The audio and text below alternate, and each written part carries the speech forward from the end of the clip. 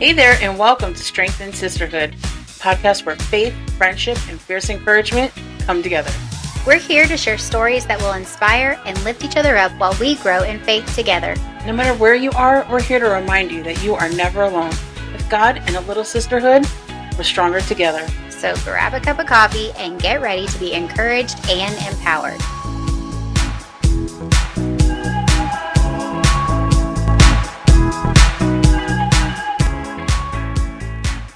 Hello, and welcome to Strength in Sisterhood.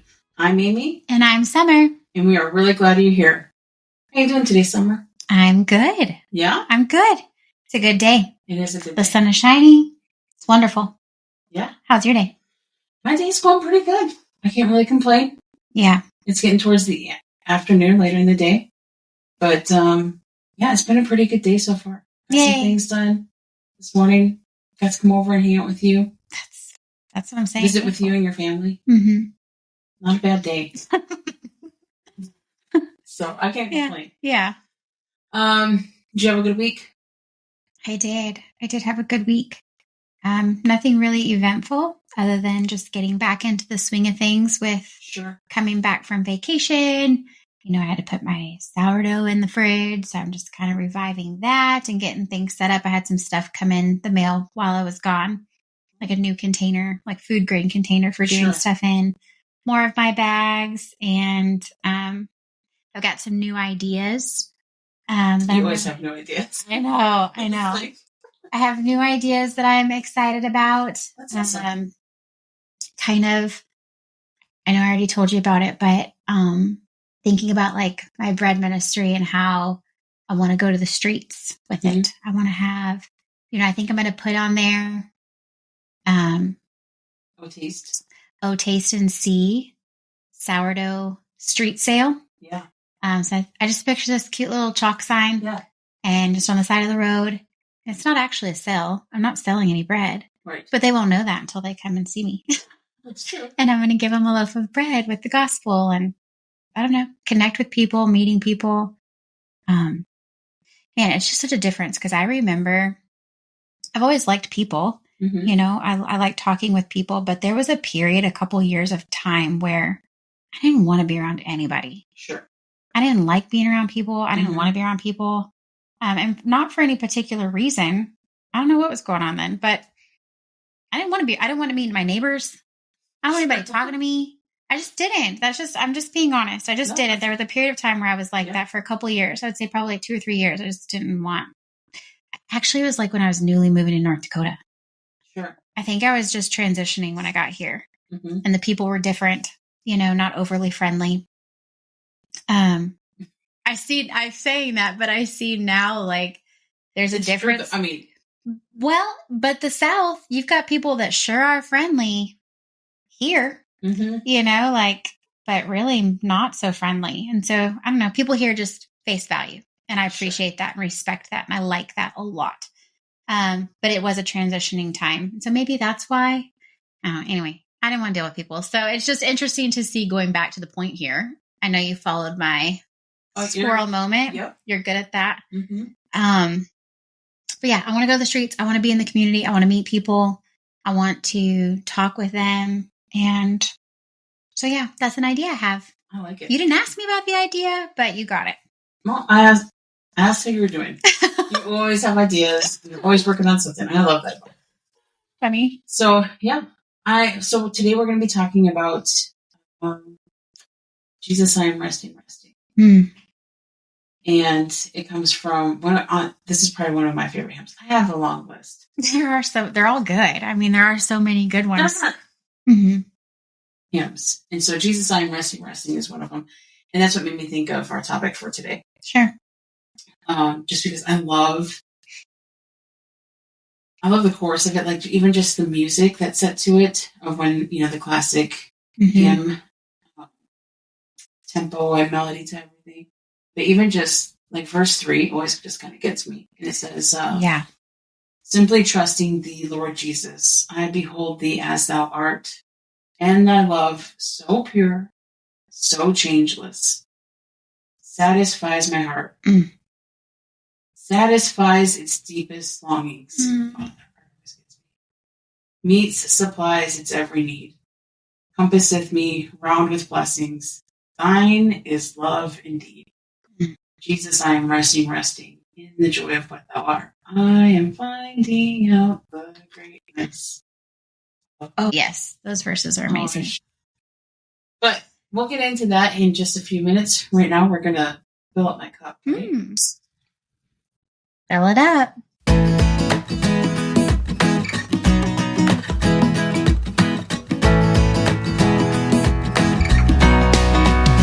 All right, so Summer, what is your fill up my cup moment? Mine was, I had received a text message from a loved one in regards to our episode that was Think on These Things.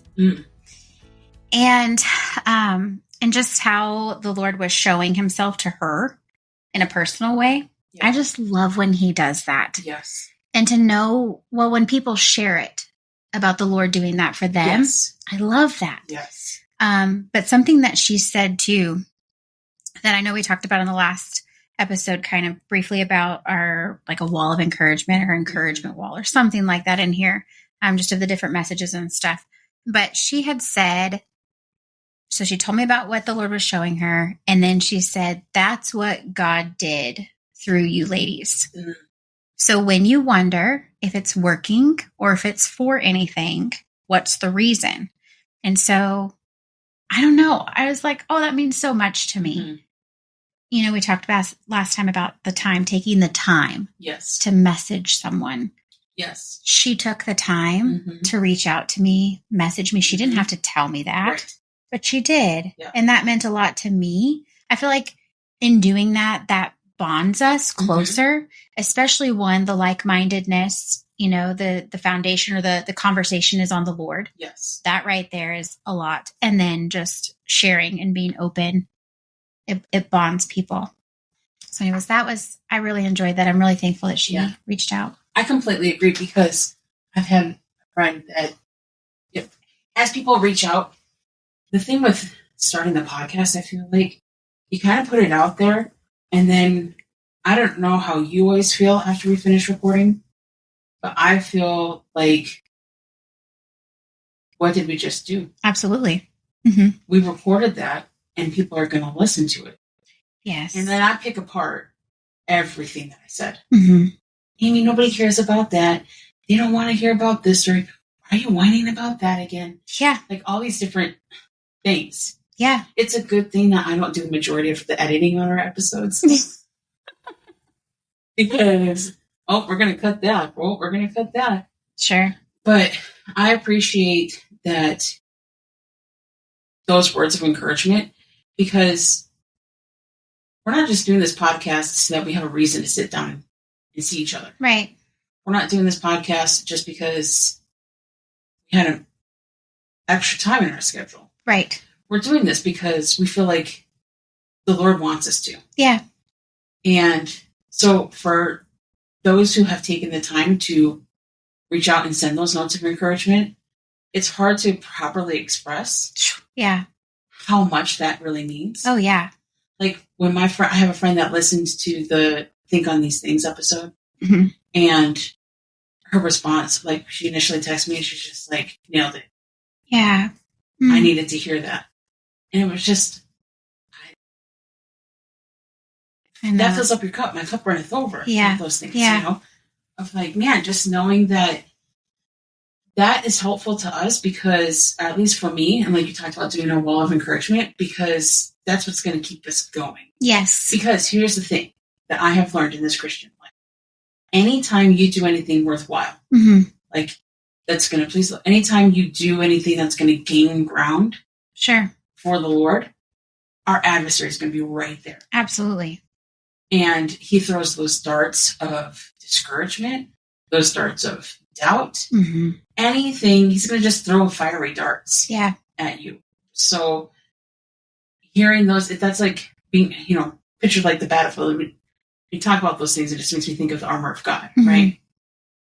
And that makes me think of soldiers. And then therefore you have like your comrades. Yeah. And it's like somebody shouting from the back, you ladies, you got this. Yes. Yeah. I really enjoyed that episode. Or I was even talking with a friend of ours this past week, and she said she had notes from the episode. Wow. And I was just like, what do you have to take notes from our conversation? They were like, yeah.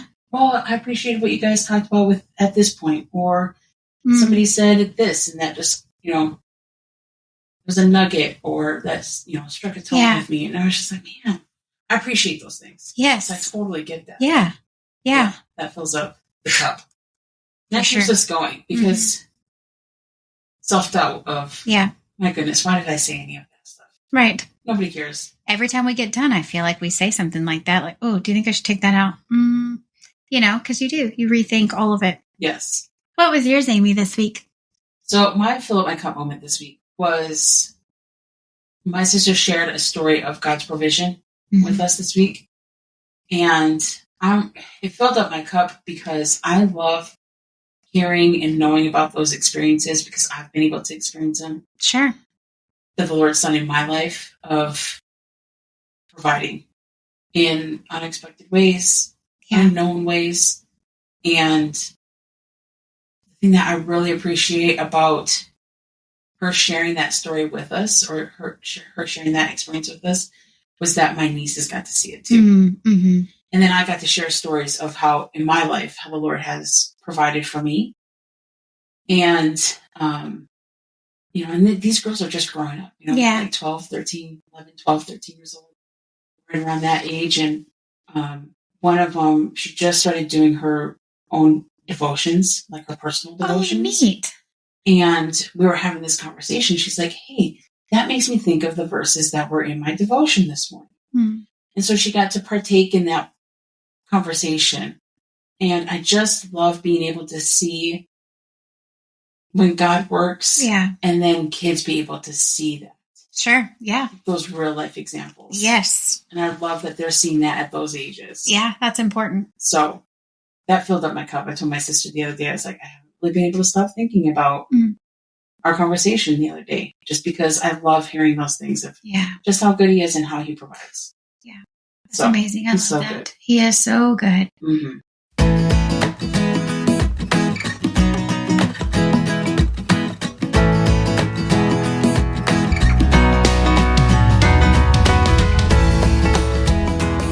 That will lead us into our topic tonight. So we're talking about rest.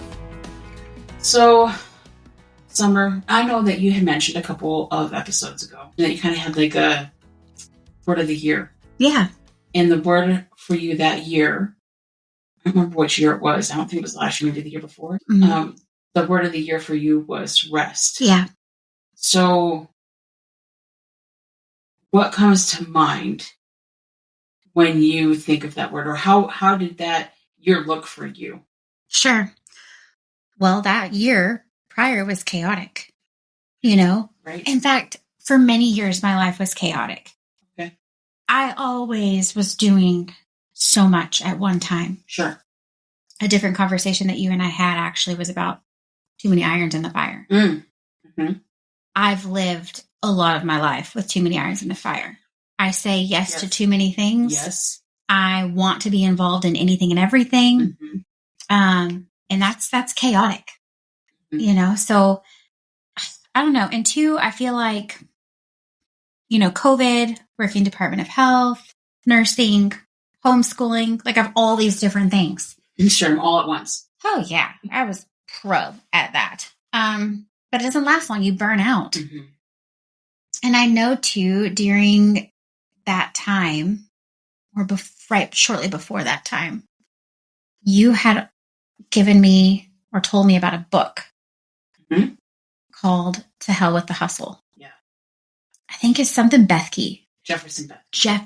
Okay. I forgot about Josh or Joshua, but Jefferson Bethke has a book that's called To Hell with the Hustle. Mm-hmm. And literally, to hell with the hustle. Yes. Like, we need to slow down. Mm-hmm. And I never really, and I think I talked about it even before in a previous episode about, my pride of like when I was told to leave the jobs. Mm-hmm. What are people going to think? And am I going to look lazy? And, it's almost like there's a competition out there about who can be busiest. Yes. Who has more things going on? Like, oh, well, I can't. I've got this and I've got that and I've got this. And it's like, why? Why are we running ourselves ragged trying to be the busiest person? That's like it's like the current era of keeping up with the Joneses. Yeah.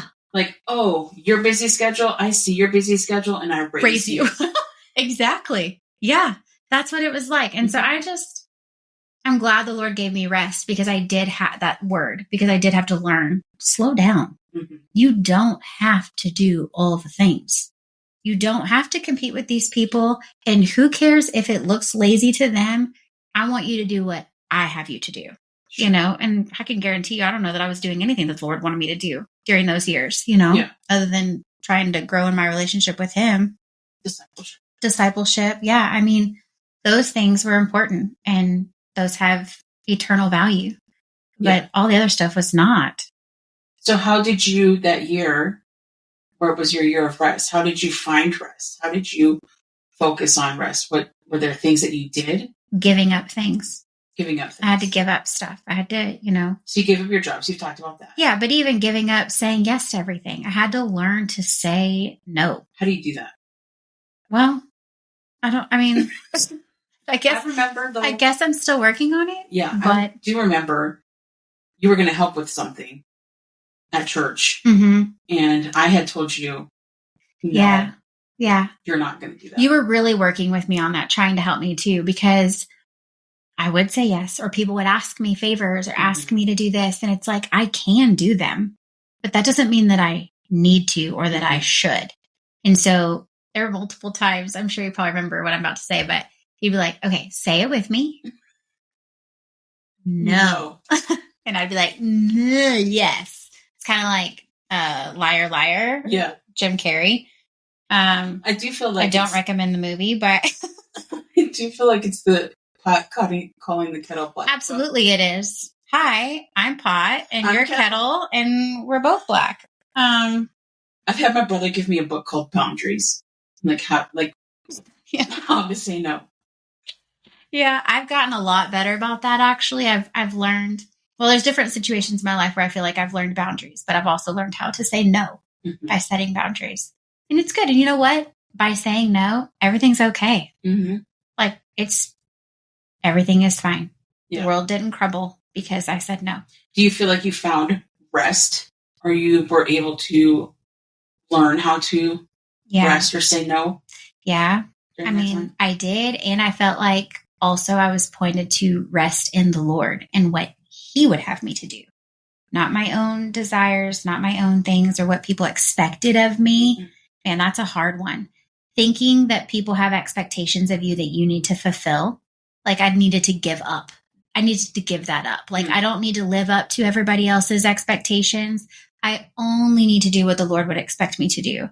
And so there's peace in that and there's calmness in that. And I do still fail at times, but I would say I definitely have a better handle on it nowadays than I did. Yeah, I think that's a hard one. Mm-hmm. Yeah, totally hard. Give up what you feel like other people expect. Yeah. Most times I found that people don't actually expect it. I put those expectations on myself. Yes. That's my problem. Right. I know.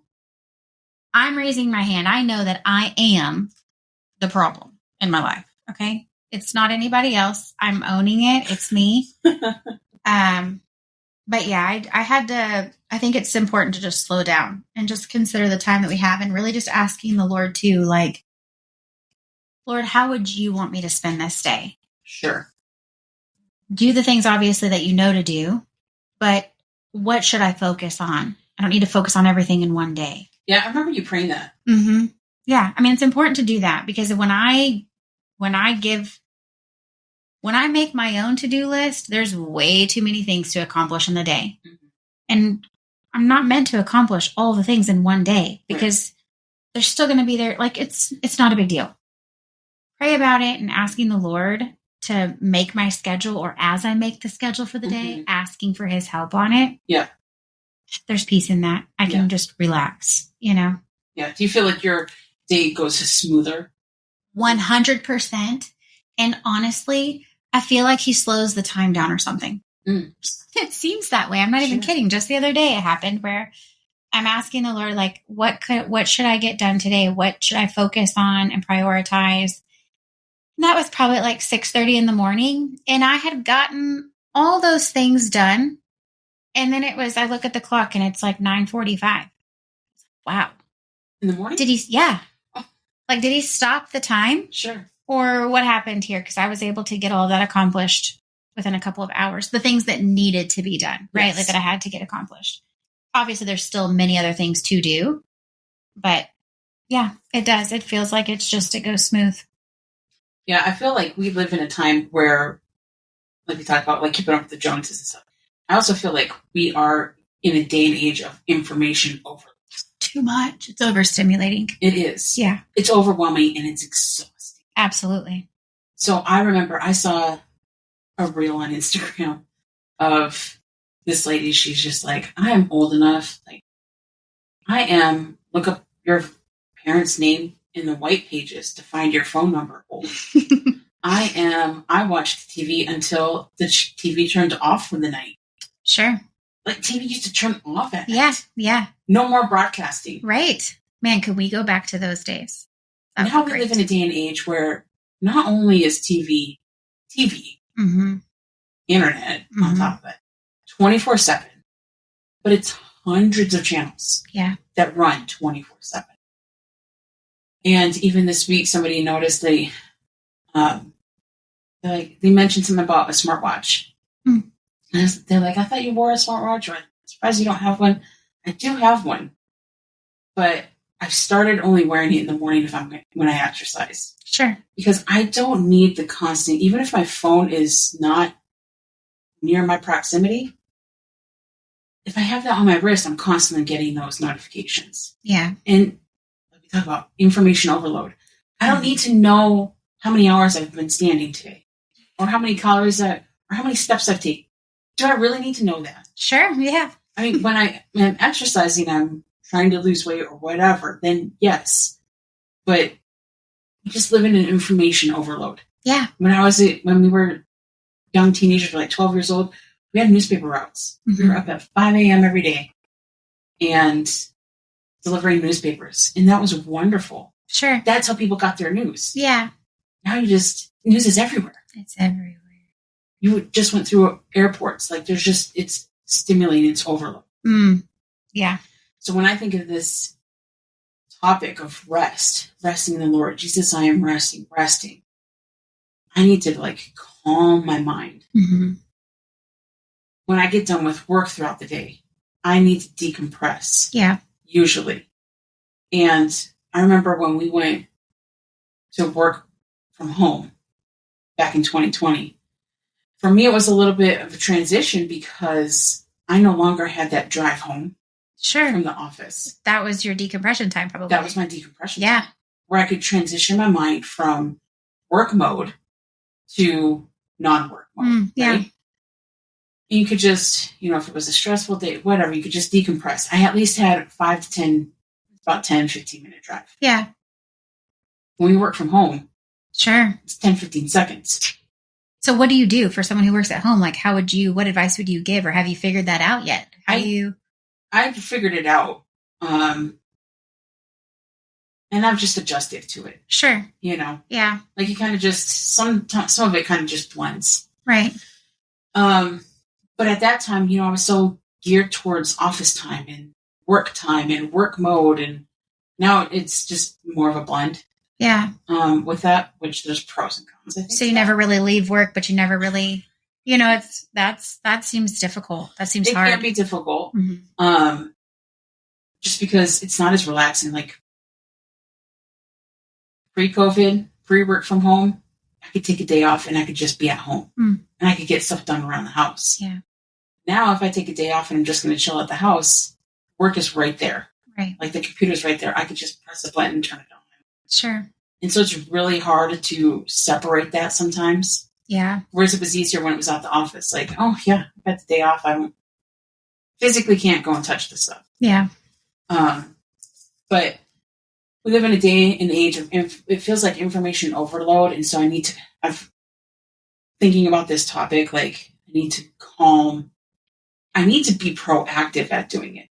Yeah. It feels like I have to be proactive at being calm. So I took the smartwatch off my wrist. Sure. Right? And taking the time to try to calm my mind. So one thing that I have done this past winter is I took up embroidery. Mm. I wanted a hobby to do or something to do with my hands, even though I have carpal tunnel. It's probably not the best hobby for me. Yeah. But I wanted something to do that I could do in my evenings that would stimulate my brain. Sure. But didn't involve looking at a screen or taking in information, scrolling. Right. Right. Yeah. Because you get on there, I'm just going to check this real quick. And next thing you know, 2.5 hours have gone by. Yes. So true. Granted, I might be thoroughly entertained. Absolutely. Yeah. With dog reels. Yeah. But not productive, right? No. So I wanted to get a hobby that I could feel like I was somewhat productive. Yeah. It was helping me. And so I picked up embroidery. And so that has helped. And it's kind of calming. Also, another thing that I do is I have been into photography. Mm-hmm. And that's almost like therapeutic. Sure. Like to get out into nature. You know, the Bible says so many times, especially in Psalms, it talks about meditate upon my word. Yeah. Meditate. And so that has helped me to rest and like kind of decompress. So for me, I like to go and take like landscape photography here in the plains of North Dakota. And so I'll go and grab my camera, jump in the car, drive. Driving is therapeutic to me. But then you go and you stand out in God's creation. Yeah. Recapture that sunset. Yeah. Recapture those sunflowers. Mm-hmm. You know, whatever it might be. But just standing out in his creation. And it's quiet. It's away from all the information. It's away from all the notifications. Right. And that helps me rest. Absolutely. Yeah. And so I remember once there was actually a funny memory that I have of meditation, talking about meditation, is our former pastor, before the one that we have right now, he took us he would do Tuesday night classes. And there was just a small group of like 5 of us girls and one older lady. And he took us up to, there's a hill by the college that your daughter goes to. Oh, sure. And it overlooks the river. Mm-hmm. And he took us out there. And so we sat there. It was Tuesday evening in the spring or summer. And there we are, meditating out on this little hill. There's like 7 of us. Funny. But that always sticks in my mind whenever I hear the word meditate. Yeah. But I think it's interesting to try to meditate upon his word. And it makes me think of in that hymn that we talked about, Jesus, I am resting. Yeah. Finding out the joy thou art. Well, how do you do that? Yeah. Well, for me, I've learned to help. It helps to meditate upon his word. Yes. And then you even think of, like I have Psalm 23 pulled up. And, you know, the Lord is my shepherd. I shall not want. He maketh me to lie down in green pastures. He maketh me. Mm-hmm. Like, okay, you need to slow down. Yeah. Here's a nice, fluffy, lush green pasture. He leadeth me beside the still waters. He restoreth my soul. That's how we need to be restored. Yeah. Is rest. Mm-hmm. And we need to allow him. You know, if we get too busy, like we get in that competition of chaos, right? Yeah. Mm-hmm. Then we can easily schedule out the Lord. Exactly. Yes. We can get so busy and fill our schedules so far up that we no longer have, okay, Lord, I have time for you on Sunday and Wednesday night. That's, you know. Yeah. But we need to allow him to be able to take us to those green pastures and take us to those still waters. Well, and he should be interwoven in every part of our life. He's not just something you do on Wednesdays and Sundays or even just in the morning. Every part and detail of our life, he should be interwoven into that. Yes. That's where you find rest. Yeah. That's what I like about that thought of like starting your day out. Like, yes, it's important to do that stuff in the morning, but then don't just leave it there. Yeah. Have those constant conversations throughout the day. Yes. Of, like, even just a check-in. Hey, Lord, like, whew, my blood pressure is pretty up right now because of work or whatever. Lord, I need you to call me, or, just bringing him in throughout the day. Right. And kind of just doing a check base with him. Yeah. Like, okay, Lord, did not handle myself very well with that call, or I'm about to go in and meet with this person. Guard my lips. Help me to say something that's pleasing to you. Give me an opportunity. Help me to be aware of any opportunities that you have for me. Right. Even going around and running errands. Lord, I'm going to interact with some people. Sure. Gas attendant, or go out to eat. We're going to have a waitress or a waiter. Yeah. Let me see those opportunities that you might bring. Right.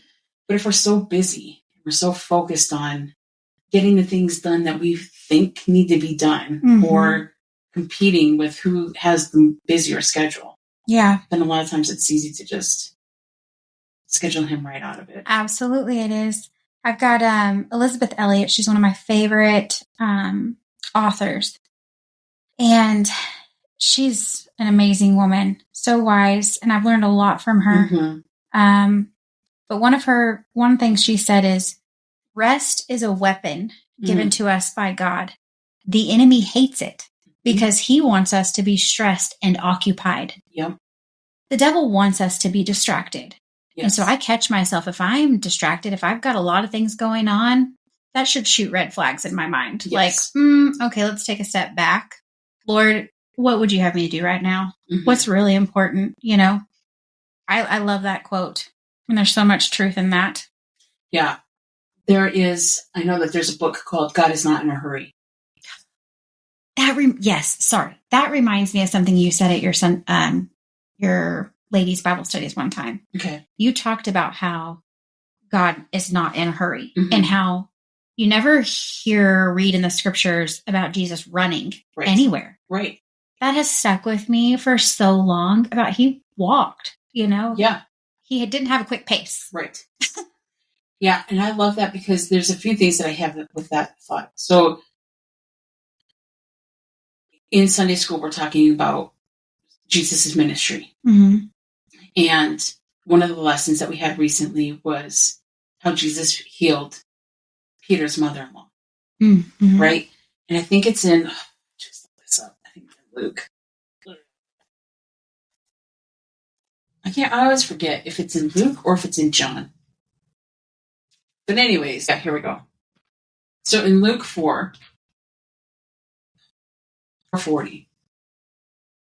Now when the sun, so here's the context. Jesus is in Peter's house. Went to Peter's house, and in verse 39 it says, and he stood over her and rebuked the fever, and it left her, and immediately she arose and ministered unto them. So he heals Peter's mother-in-law of this fever, right? Yeah. Verse 40. Now when the sun was setting, so it's the end of the day, he has already had a busy day. Now when the sun was setting, all they that had any sick with diverse diseases brought them unto him. And he laid his hands on every one of them and healed them.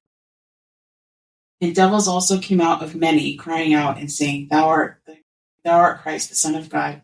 He, rebuking them, suffered them not to speak, for they was Christ. Verse 40. And he laid his hands on every one of them and healed them. So he took, I love that verse. Yeah. He took the time. This was God. He simply, in other portions of scripture, he simply just speaks. Like, the person's not even physically there. Right. And he's able to do something. Yeah. He's able to heal them. Lord, can you heal my daughter? She's at the house and she's sick. You need to come. She's healed. Right. Your faith is good, and she's healed. Right. Obviously paraphrasing. Yes. But instead, this was at the end of the day. And he took the time and put his hand, I just picture him taking their hand in his. Yeah. Looking them in the eye and healing them. Like having a personal moment with each one of these people. Yeah. Wow. That's the God that we serve. Yeah. And that's what he wants with us. He bids us to come. I think of those verses in Matthew. Mm-hmm. Come unto me, all ye that labor and are heavy laden. And I will give you rest. And I will give you rest. Mm-hmm. He bids us to come and rest. Yeah. And he also gave us an example to rest. Right. When he created everything in 6 days, he took the seventh day and he rested. Right. Even our pastor talked about the noise. Mm-hmm. I don't know if you listened to that message. No, that's from whenever I was out of town. I should go back and listen to it. It was really good. And he talked about the noise. And it was really interesting because in the middle of his sermon, he's like, sometimes silence bothers people. And then he was silent for 15 seconds. Sure. And it was interesting because it was just, but there's so much noise. There's so much information. Yeah. And sometimes we just need to rest. And here's the other thing. We need to not feel guilty about resting. Yeah. Now, there's a time to everything. There's a season. There's a time to work, and we'll work till Jesus comes. Amen. But there's also a time to rest. Yeah. And it's okay. Right. To rest. Yeah. Yeah. There's a good quote that I read. It says that sleep is not rest. It's biological. Rest is spiritual. And then that goes along with it. Like all of these things that we're saying, rest is a spiritual thing. Mm-hmm. Like true rest is resting in the Lord, resting in the things that he would have us to do, resting in, resting on the seventh day like he did. That's a spiritual thing. And that's true resting when we rest in the Lord and what he would have us to do and not be distracted with all the noise like you're talking about. Yeah. Because I think it's very easy, especially for people like us who, hey, can you do this? Yep. Right. Hey, would you mind helping out here? Yep. Sure. Yep. Right. Meanwhile, stretching ourselves thin. Mm-hmm. And you can have good intention. Like I said, that you wanted to help with that project, but I told you no. Right. Yeah. Not because I didn't want your help. Yeah. But because I didn't want you to wear yourself thin. Right. Yeah. Or exclude yourself from sitting underneath that preaching.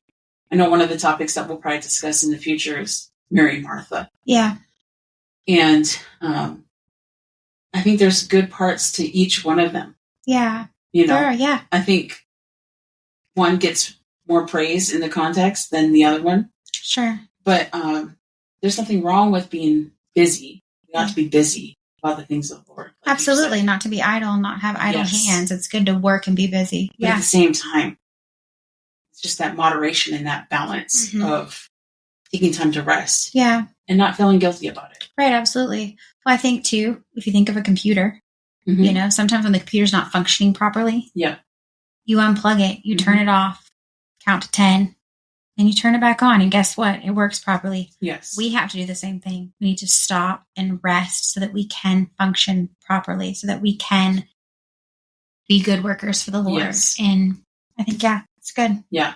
So what are some ways that you think that you can rest or encourage anybody who's listening? If they're seeking ways, like what's something, sometimes I agree with the sermon or something like that, but it's just like, oh, you're just falling short of giving me an example, something that I can implement. First thought, well, the thought that I have right now for something that I would end up doing myself and have done is take a look at your life, take a step back and look at your life. What are you involved in? What do you do? And then ask, what's glorifying the Lord and what's not glorifying the Lord? If it's not glorifying the Lord, see if it's something you can get rid of. Sure. And then leave that space open for what God would have you to do. Yeah. I think that's important because everything we do is to be for the glory of God. And so if it's not bringing him glory, I say it's not worth doing. Get rid of it. Yeah, that's good. And like you said, bringing him into every aspect of our life. Yeah. Because he will show you. Oh, man, does he show you? He will show you, hey, this is not needed. Yeah. You don't need to be involved in that. He has other people lined up for that. Yeah. You don't need to do it because sometimes I can get that mentality of, I think I've said it before, I'm not great at delegating. Yeah. I'll just do it. Because I know what needs to be done or I know how to do it. I'll just do it. Right. But that's not always what he wants us to do. Yeah. I remember there was a time where I wasn't wanting to do, or there was, I don't think it was the same incident that you're talking about where you're like, you didn't have me help because you didn't want to overload me. But what was it again? You had said something about, I was like, well, if I don't do this, I don't want to. And you said, there's always people. Mm-hmm. There's always someone that can fill a void. So if it's not something that you should be doing, don't do it. God will fill that gap. God will end up filling somebody else. There's someone else that likely wants that or is the right person for that. Right. So if you step back, because it's what God would have you to do, he's going to fill it with somebody else, and that's okay. And sometimes he has those things for other people. Yes. But they won't step up into it. Unless, that's something else you said, yes, unless there's an empty space. Yeah, unless I step out of it. Right. So, yeah, it can be a hard thing to find rest, like we've said, especially in our society. Everything's geared towards side hustles. That's like with that book, To Hell with the Hustle. Yeah. I feel that same way because you go onto social media or you this or that, and it's just like, oh, this person's got a side hustle here. All these people are having side hustle. I need to get on this. Right. Like I'm lazy. I don't have enough on my plate to do. Yeah. I mean, I'm going to work full time and do these things and do this and do that and do that. But this person does a side hustle on top of all of that. Yeah, no. It's all, and honestly, makes me think of the message that we've listened to recently about polluted bread. Doing all of those things just because other people are doing them or just because you desire to keep up or whatever it might be for whatever motive you have, it's polluted bread to God. Right. Do what God would have you to do, even if it's a lot less than what other people might be doing. Right. There you go. Yeah. Preach, sister. Well, that'll take us into our gratitude moment. Yay.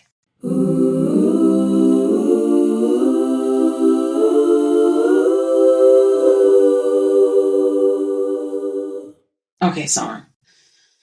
Whew. That was a good chat. What is your gratitude moment? Okay, so my kids went out of town and traveled to go visit this wonderful woman in my life that has come into my life. She's amazing, and I love her so dearly. And she took my 3 kids. They drove down there and then spent some time with her for a couple days. And I would have loved to have gone. I love spending time with this woman. Like, she makes me a better person. Just being around her, she has a good spirit. I just love her. I don't know her personally. Yeah. You need to know her. Yet? Yeah, you need to know her personally. So I'm hoping to. Yeah, you should. I know she listens. She lives far away. She does listen. But she, from what I have just observed about her, she seems very, I think I told you this, like, Christ-like. She is. Like, she just seems like somebody that, like I said, I don't know her very well, but I could just go and get a hug from her. She would love that. She loves hugs. She really does. So she wouldn't be, surprised or anything like that, or, not want that. But she is amazing. You do need to know her. I love her dearly. And the way we met is just so neat too. But my kids went to her house. So she was so hospitable, had them. So that left me here. Brandon had to work all day Friday. And I was by myself. You had the house to yourself. Yes. I loved it. Ooh. And I'm so thankful for that time. It doesn't happen very often. Riley was still here. It would have been good if she would have been gone too. Only because come on. I had to think about the kids were gone. So that's what the kids do. The kids feed her, water her, let her out. Yeah. The kids do that. So then I had to do it, which is totally fine. I'm thankful for what I get. You get to. I get to feed her and let her out, but I wasn't completely alone. Right. But it still was really nice. Those things that occupy our brain, kind of like what we talked about, I was able to really just spend the day focused on things that I would have otherwise had to do in bits and pieces. Sure. So I'm thankful for that. Yes. Just time away from them, get a little break. So some quiet time. Like it was lovely. A decent duration. The whole day. Yeah. Till Brandon came home, 6:30. Yeah. Yeah, it was nice. That's good. What about you? What was your gratitude moment? So this week I'm thankful for laughter. Yeah. It's just one of those things I love. Like, I have memories sometimes of hearing a loved one laugh, Yeah. I have some family members that have very distinct laugh. Are we talking about your dad? Well, my dad has one. You've never heard my sister laugh, though. No, I haven't. My sister has a tendency to honk. I love this. I need to hear this. It's been a while. It's been too long since I've been around my sister. Yeah. Long enough, like in person, to hear it. But here's a story. She has a tendency to have a bit of a honk with her laugh, which I love dearly. I wheeze or stop breathing when I laugh really hard. But I just love that feeling of laughter. Like when you laugh so hard that your sides hurt. Yes. Or you have tears coming down, or you can't breathe. Yeah. You know? Yes. And I'm really thankful for laughter. I'm thankful that it exists. Yeah. Well, what's the verse about laughter and maketh the heart sick? The heart's, well. Or no. Does it make the heart sick? Laughter doesn't make the heart sick. Let me look it up. It's like goes good with medicine or something. Oh, laughter is a good medicine. Proverbs 17:22. I shouldn't look in the hymnal for that. Let's look in the Bible for that. Yes. A merry heart doeth good like a medicine, but a broken spirit drieth the bones. So a merry heart. A merry heart. I was thinking it was laughter. Yeah. But I don't know. I just love laughter. Yeah. I love laughing. It's good for you. I love dumb jokes too. It does not usually take much. It's going to make me laugh. Like kid jokes. You know? When kids come up and they're just like, oh, I have a joke. Okay. And most adults roll their eyes. Yeah. You know what? My son should tell you his jokes then. He has been making jokes since he was able to talk. And I've always been very honest with him. Right. Honey, you're not very good at this. This is not, you just need to nix this idea of being a comedian. But he's resilient. He continues. For the last 12 years, he continues to make his own jokes. And he's got maybe a couple that have made me laugh, but not very many. So I'll just send him your way, and you can be the encouragement in his life on his jokes. Sure. Like I said, it usually does not take much for me to make me laugh. Sure. But I do love laughing. I don't know, I'm really grateful for it. Yes, me too. That's good. I like that one. Yeah. Good job. So I enjoy laughter. I'm thankful for laughter. I'm thankful for a God that bids us to rest. Mm-hmm. I'm thankful that he gives us avenues, that he would lead us to green pastures and make us to lie down. Beside the still waters. Mm-hmm. And I'm thankful for that hymn. Same. Jesus, I am resting. Yeah. In the joy of what thou. So good. Well, I think that's going to wrap it up for us this week. I hope you join us next week for our podcast, because they come out on Wednesdays. Thank you so much for tuning in, though. Please subscribe and share with others. You can join us over on Instagram and leave us a comment if you enjoyed this episode, or if you have any suggestions that you want to hear. You can comment on YouTube. You can also comment on Spotify, Apple Podcasts. I don't think you can comment on there, but you can rate us on there. We prefer 5-star ratings, but I mean, we appreciate the honesty too. Yeah. And if you have a couple minutes, maybe write a review on there. The reason we say this, if you listen to podcasts, most podcasts have this little spiel at the end, because that helps the algorithm. Like, people find us that could use it or are looking for it. Yeah, we want to reach people. Yeah. If you have any questions, though, or any commentary, feedback that you want, you can always reach us on Instagram at Strength and Sisterhood Pod. Or you can email us at Strength and Sisterhood Pod at Gmail. Man, I am failing. Nailed it. I'm failing. You said nailed it. What a team. Yeah, we're good together. Okay, so we would love to hear from you. And we appreciate anybody who has taken the time to comment, subscribe, email. We got an email, and that I had goosebumps on my head. My whole body was goosebumps. That email came in, and I texted you right away, and I was like, did you read that? I hadn't yet, but then I went right away. Like, I don't even think I opened your text. I just went straight to the email, and literally I could feel goosebumps on my feet, my hands, my scalp. It was like my hair was all standing up. It was amazing. Yeah. It felt good to just know that somebody that we don't know, Right. I mean, it's expected from people that love us, but a stranger? Yeah.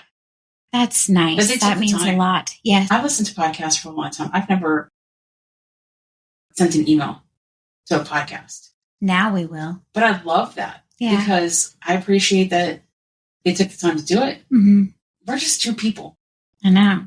Sitting in a room, chit-chatting. Yeah. And people will listen to it and think, hey, I'll reach out to them. And here's the thing. Since we're just regular gals, we're more than happy to comment back. You send us a comment, we will comment back. We're all here for, well, here's the other thing. We want to try to build a community. Yes. Because we believe that there is strength in sisterhood. Absolutely. We believe that the Lord wanted us to start this podcast. And we want to try to encourage anybody who listens. Yep. So, with that being said, we'll see you next week. See you later. Bye. See ya.